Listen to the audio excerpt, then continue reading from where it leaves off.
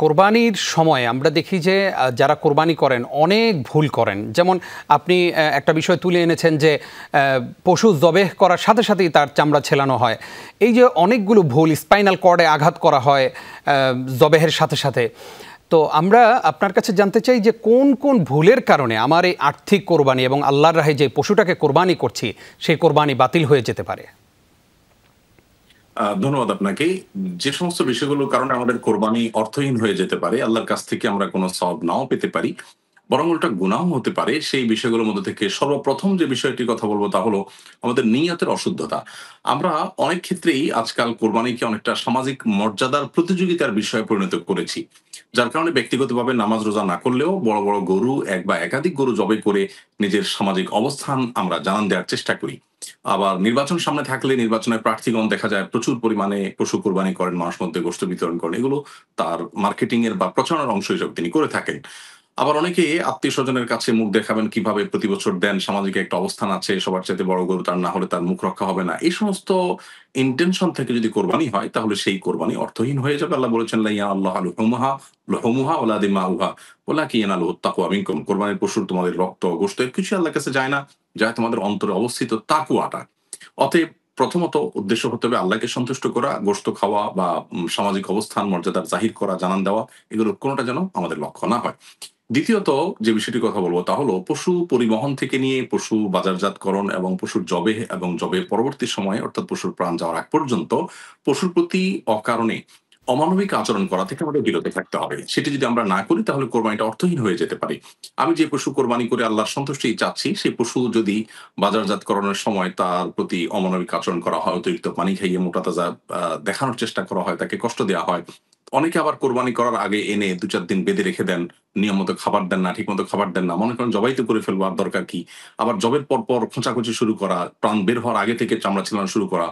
আবার পরিবহন করার ক্ষেত্রে ১০ টা গরুর জায়গায় ১৫ টা গরু ট্রাকে উঠিয়ে তাদেরকে কষ্ট দেওয়া। এই বিষয়গুলো থেকে বিরত না থাকলে আমাদের কোরবানির মাধ্যমে আল্লাহর সন্তুষ্টি অর্জন নাও হতে পারে। তৃতীয়ত যে বিষয়টির কথা বলব তা হলো কোরবানি করতে গিয়ে আমরা অনেকে দেখা যায় কোরবানির পশুর বর্জ্য, তার মলমূত্র, তার নাড়ি-ভুড়ির যে ময়লা সেগুলো যেখানে সেখানে আমরা ফেলে দেই। একজন কোরবানিকারক তার দায়িত্ব হলো তার পশুর সমস্ত বর্জ্য তার নিজ দায়িত্বে পরিষ্কার করা। যাতে করে পথচারী, প্রতিবেশী, আশেপাশের লোকজন কারো কোনো কষ্টের কারণ না হয়।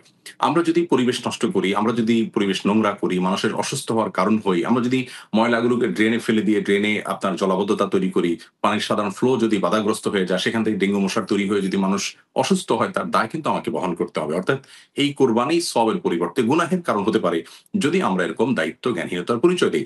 এজন্য শহরে হোক কিংবা গ্রামে প্রত্যেকটা মানুষ যে কোরবানি করবেন, কোরবানি পশু কেনা থেকে নিয়ে জবাই করে শেষ করে গোশত ঘরে তোলা পর্যন্ত, গোশত বিতরণ করা পর্যন্ত পশুর সমস্ত বর্জ্য পরিষ্কারের দায়িত্ব আমাদেরকে নিতে হবে।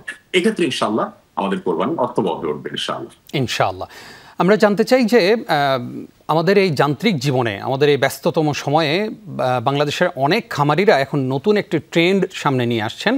সেটা হচ্ছে যে উনি গরু নিয়ে আসছেন, এই গরুতে ৭ জন অপরিচিত লোক হতে পারে।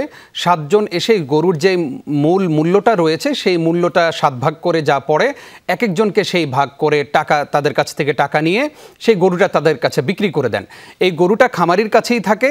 ঈদের দিন তারা এটা জবেহ করে মাংস একদম সমানভাবে ভাগ করে সবাইকে দিয়ে দেন। এই পদ্ধতিটার ব্যাপারে আসলে কোনো বাধা আছে কিনা, ইসলাম কি বলে? কোনো অসুবিধা নেই। একটা পশুতে বিশেষ করে বড় পশু, গরু, ওঁট এগুলোতে ৭ জন ব্যক্তি সর্বোচ্চ শরিক হতে পারেন। সেখানে ৭ জন ব্যক্তির প্রত্যেককে চেনা জানা জরুরি নয়। অতএব কোনো ব্যক্তি যদি কন্ট্রাক্ট নেন যে একটা গরু আপনাদের সবার তরফ থেকে আমি কোরবানি করে এটার গোশত আপনাদের বাসায় পৌঁছে দিব, আপনারা আপনাদের মধ্যে বন্টন করবেন, নিজেরা ভক্ষণ করবেন এবং আপনাদের পক্ষ থেকে আমি বিশুদ্ধভাবে কোরবানি করব, এরকম দায়িত্ব যদি কেউ নেন প্রতিনিধি হিসাবে তার কাছে টাকা দিয়ে তার কাছে দায়িত্ব দেওয়াটা এটা বৈধ। মৌলিকভাবে এটা কোনো নাজায়েজ বিষয় নয়। এবং যে মানুষগুলো শরিক হয়েছেন তাদের একজন আরেকজনকে না চিনলেও তাতে অসুবিধা নাই। তবে এক্ষেত্রে যাকে এই দায়িত্ব অর্পণ করা হচ্ছে, যে কসাই বা এজেন্ট যাকেই বলা হোক না কেন, তিনি দায়িত্বশীল এবং তিনি আমানতদার, তিনি এক্ষেত্রে কোনো খেয়ানত করবেন না, এই বিষয়টা এনশিওর করা জরুরি। এই ৭ জনের মধ্যে কারোর যদি উপার্জন হারাম হয়, কারোর যদি উদ্দেশ্য ভিন্ন হয়, তার ফলশ্রুতিতে অন্য সবার কোরবানি হবে না, ব্যাপারটা সেরকম না। কারণ একজনের পাপের বোঝা আল্লাহ তাআলা আরেকজনকে বহন করতে বাধ্য করেন না। জি, একদম সংক্ষেপে জানতে চাই যে জামাইয়ের বাড়িতে খাসির রান পাঠানো, গরুর রান পাঠানোর যেই সামাজিকতা আমরা দেখাই, এই ব্যাপারে আসলে কি বলবেন? এগুলো একেবারে অনুচিত কাজ এবং যৌতুকের অংশ। কোরবানির পশু চাওয়া, শ্বশুরবাড়ি থেকে রান চাওয়া ইত্যাদি, এগুলো থেকে আমাদের বিরত থাকতে হবে, আর না হলে কিন্তু আমরা জি। গুনাহগার হব।